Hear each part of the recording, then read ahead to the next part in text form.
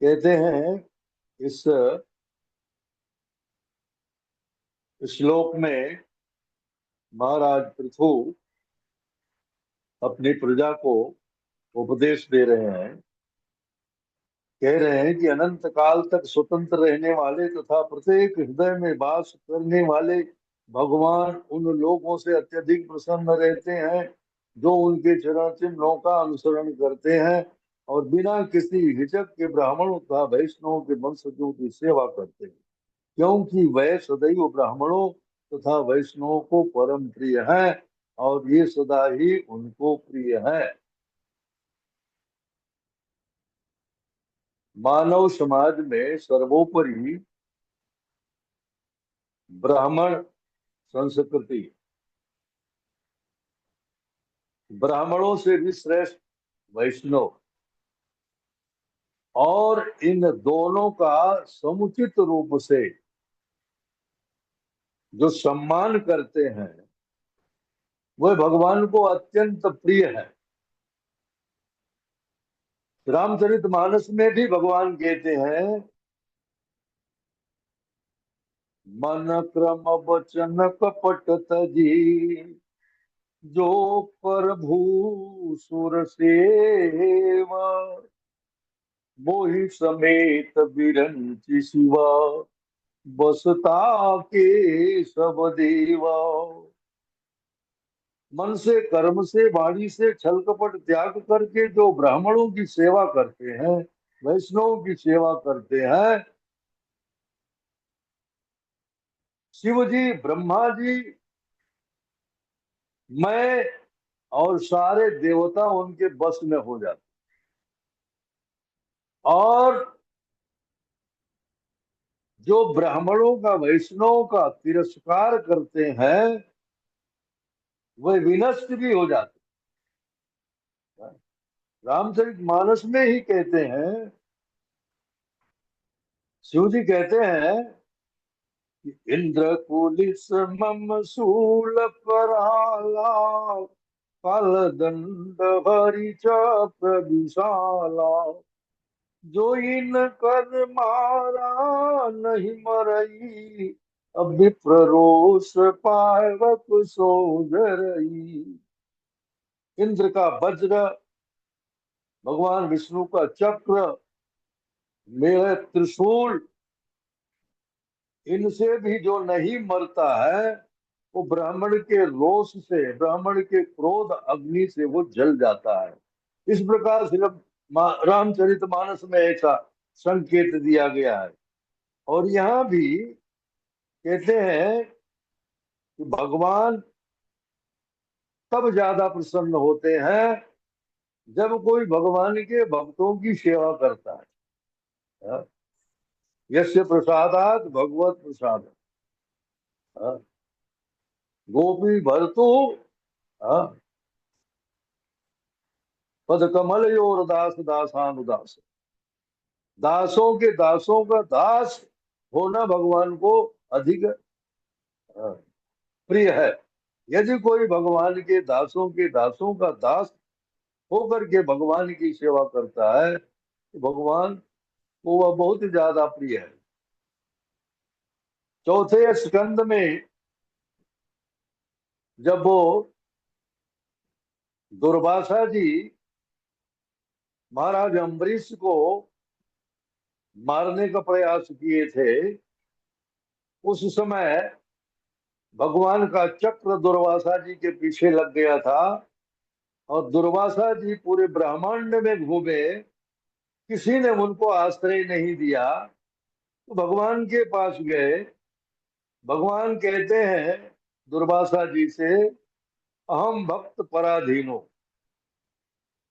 मैं भक्तों के अधीन हूं। भगवान भक्तों को, वैष्णव को इतना महत्व देते हैं। कहते हैं, साधु हृदय मह्यम साधूनां हृदय तो हम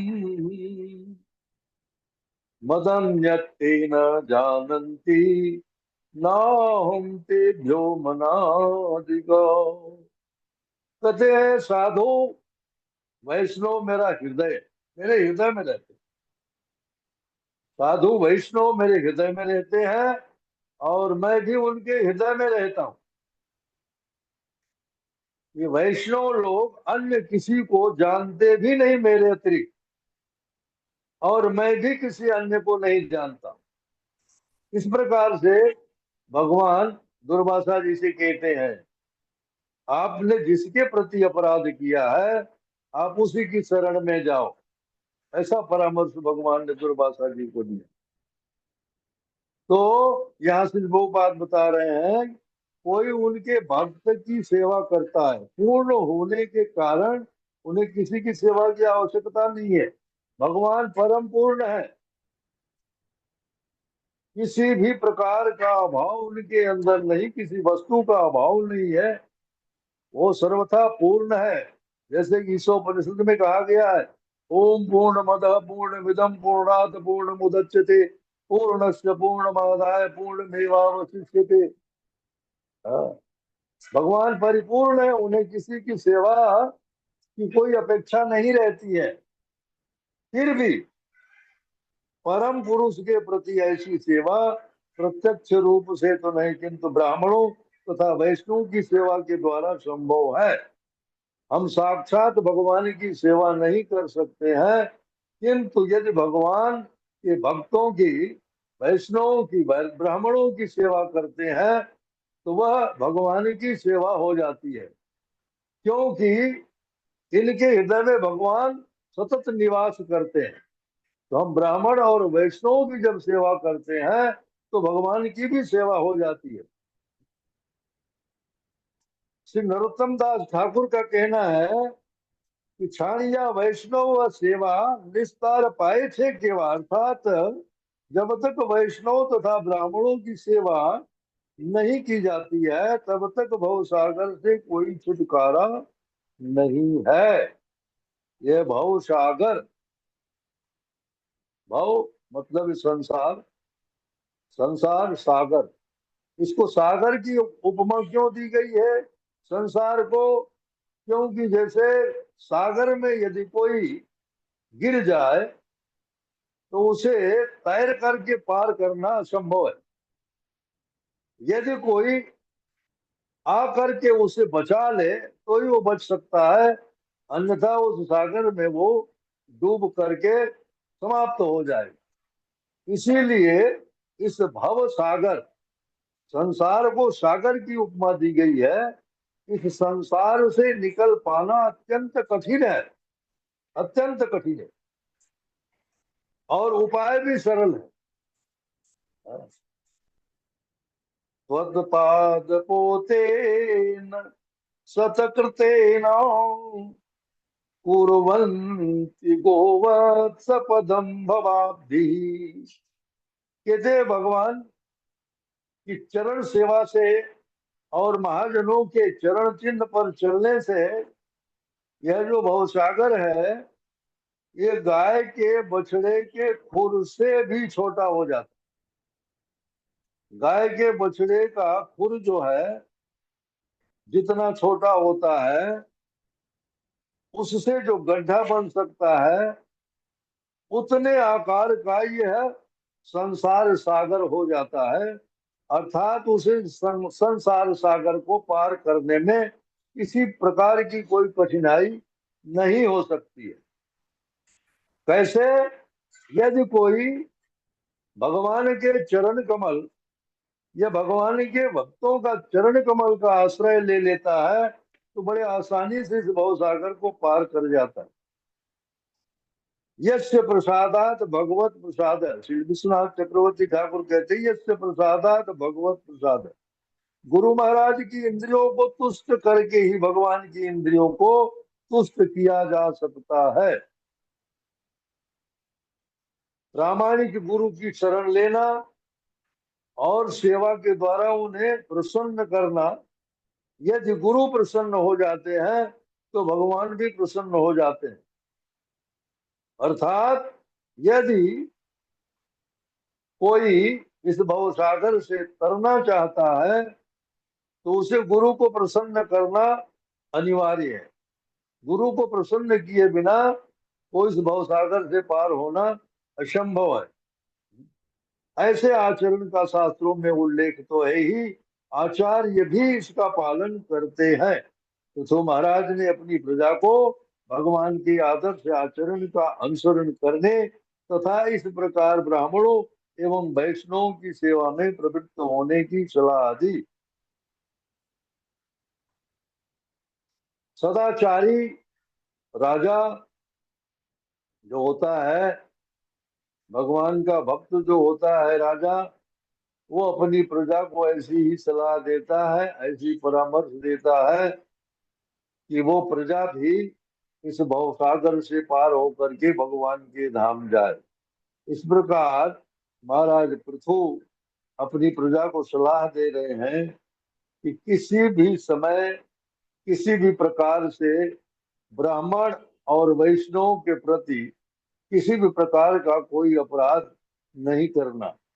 जितनी ज्यादा इनकी सेवा करोगे उतना ही भगवान प्रसन्न होंगे। मैं अपना अनुभव बता रहा हूँ। 80 के दशक में मैं घाटकोपर में सर्वोदय हॉस्पिटल में किसी को देखने गया था। उस समय विश्व हिंदू परिषद का कलश आ रहा था। उस हॉस्पिटल के ट्रस्टी ने अपने स्टाफ को छुट्टी दिया।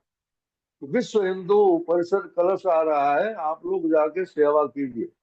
उस समय वह ट्रस्टी तत्कालीन प्रधानमंत्री को संबोधित करके कहा कि यदि तुम गोहत्या नहीं बंद करते हो तो तुम्हारा सर्वनाश हो जाएगा। और प्रत्यक्ष देखने को मिला। आज इस भूतल पर सबसे ज्यादा अगर कष्ट है किसी को तो ब्राह्मण और गौ को है। जो शासक गाय और ब्राह्मण पर अत्याचार होते हुए देखता है वो निश्चित ही विनाश की ओर जाता है, नरकगामी होता है। इसलिए जो शासक महाराज पृथु के चरण चिन्हों का अनुगमन करता है, अपनी प्रजा को खास करके ब्राह्मणों और गायों की सुरक्षा प्रदान करता है, वह सतत आध्यात्मिक क्षेत्र में प्रगति करता है और अपनी प्रजा के साथ वह भगवान के धाम जाता है। ऐसा परामर्श जो है महाराज पृथु अपनी प्रजा को दे रहे हैं। क्योंकि वैष्णव अपराध जो है ये बहुत ही आप कह सकते हैं इतना प्रबल है कि यह संपूर्ण ब्राह्मण संस्कृति को और भक्ति को नष्ट कर देता है। पागल हाथी की संज्ञा दी गई है। वैष्णव के चरणों में अपराध जो है पागल हाथी के समान है। जैसे पागल हाथी किसी सुंदर उद्यान में घुस जाए तो वह उसे उजाड़ करके नष्ट कर देता है। हाँ, तनिक भी समय नहीं लगता है उसको नष्ट करने में। इसी प्रकार जो व्यक्ति वैष्णव और भगवान के भक्तों का अपमान करता है, तिरस्कार करता है, उनके चरणों में अपराध करता है, उसको नष्ट होने में अधिक समय नहीं लगता है। जैसा कि आपने देखा, विभीषण भगवान के भक्त थे। विभीषण का तिरस्कार किया रावण ने, उनके ऊपर चरण प्रहार किया, अपने राज्य से निकाल दिया। परिणाम क्या हुआ? समूल नष्ट हो गया। शिव जी कहते हैं, साधु अवज्ञा सुनहु भवानी, कर कल्याण अखिल कई हानि। साधु की अवज्ञा, गुरु की अवज्ञा, साधु अवज्ञा, यह जो है हाँ, शीघ्र ही सारे कल्याणकारी जो मार्ग है मनुष्य के वो सब नष्ट कर देता है। लंका जब जल रही थी उस समय शिव जी पार्वती जी से कहते हैं, कह रहे हैं, बहुत सुंदर दृष्टांत दिया है कि साधु की अवज्ञा करने के कारण ये जो लंका ऐसे जल रही है जैसे इसका कोई स्वामी ही नहीं। जरे नगर अनाथ कर जैसा, साधु अवज्ञा कर फल ऐसा, जरे नगर अनाथ कर जैसा। साधु की अवज्ञा करने के कारण लंका ऐसे जल रही थी जैसे उसका कोई वारिस ही नहीं है। तमाम शास्त्रों में इस प्रकार के उदाहरण मिलते हैं। जो व्यक्ति भगवान के भक्त, ब्राह्मण, इनकी अवहेलना करता है, इनका तिरस्कार करता है, इनके चरणों में अपराध करता है, उसका कल्याण नहीं हो सकता है, वो शीघ्र ही नष्ट हो जाता है। इस प्रकार आधुनिक युग में हम देखते हैं कि सबसे ज्यादा तकलीफ जो है वो ब्राह्मणों और गायों को। और आज जिस देश में, जिस भूखंड में पृथु महाराज का अनुकरण करने वाले शासक हैं, वहां प्रजा का हित जो है वो सोचते हैं, गायों का हित सोचते हैं, ब्राह्मणों का हित सोचते हैं। ब्राह्मण और गाय की रक्षा करना भगवान को अत्यंत प्रिय है। यदि कोई ब्राह्मण और गायों की रक्षा करता है, इनकी सेवा करता है, तो भगवान शीघ्र ही उसके बस में हो जाते हैं। इस प्रकार महाराज पृथु ने अपनी प्रजा को ऐसा संदेश दिया कि आप नित्य निरंतर भगवान के भक्तों, वैष्णव और ब्राह्मणों की सेवा में रत रहिए और अपने जीवन यापन कीजिए। इनकी सेवा में अपना समय निरंतर बिताएं। इस प्रकार करने से आप प्रसन्न रहेंगे और भगवान भी आपके ऊपर प्रसन्न रहेंगे और भगवान आपकी वांछित वस्तु प्रदान करेंगे। हाँ, वांछित वस्तु गोलोक वृंदावन धाम प्रदान करेंगे। हरे कृष्ण।